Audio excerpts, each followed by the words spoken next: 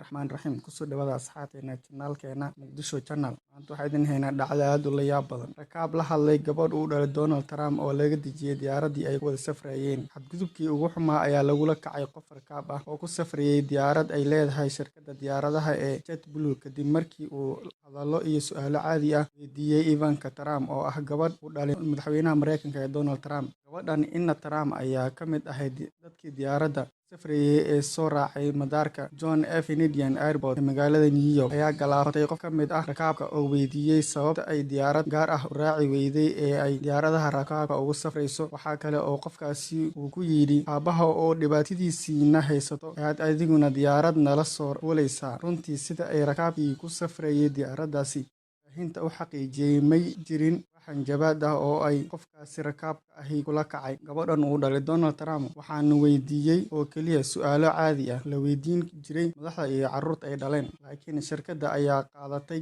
go'aan degdeg ah oo ay xuquuqda qofkaasi muwaadinka ah jaf iyo xadgudub ku noqonaysa. Waxaana qofkaasi rakaabka ah si degdeg ah looga dejiyay diyaaraddii oo inta duulihii waday uu degdeg madaar kale uu fadhiisiyay kadibna keligii laga reebay. Qaar ka mid ah rakaabka ee diyaaradda ku safrayay ayaa aad uga xumaaday tallaabadani ay shirkaddu qaadatay, waxaana sababtay in warbaahintu si adag ugu cambaarayso go'aanka ay jafka rakaabka ah ka qaadatay. Hase yeeshee, maamulka shirkadda JetBlue ayaa iska difaacay eedaha loo jeediyay, waxayna taa beddelkeeda shirkaddu ku doodaysaa inay qaadatay tallaabadii ugu habboonayd ee ugu macquulsanayd. Shirkadda ayaa ka jawaabtay sida ay ula dhaqmeen qofkaasi rakaabka ah ee Ina Trump la hadlay, laakiin warbaahinta dalka Mareykanka may bixin wax faahfaahin ah oo la xidhiidha halka uu ku dambeeyay qofkii laga dejiyay diyaaradda iyo sida masiirkiisu noqday, walow shirkaddu meesha ka saartay in la xidhay ama booliiska loo dhiibay. Ivanka Trump ayaa sida la sheegay u socotay gobolka Hawaii, dalkaasi oo ay tegaysay fasaxa ciida Kirismaska. Shirkadda ayaa go'aankeedu tilmaamayay mid ay si weyn uga baaran degtay oo tashi badan shaqaalaheedu ku sameeyeen, laakiin warbaahinta iyo kooxaha xuquuqda muwaadiniinta Mareykanka iyo sinaantooda u ololeeya wax laga xumaado ku tilmaamay, waxayna intooda badani adeegsadeen xadgudub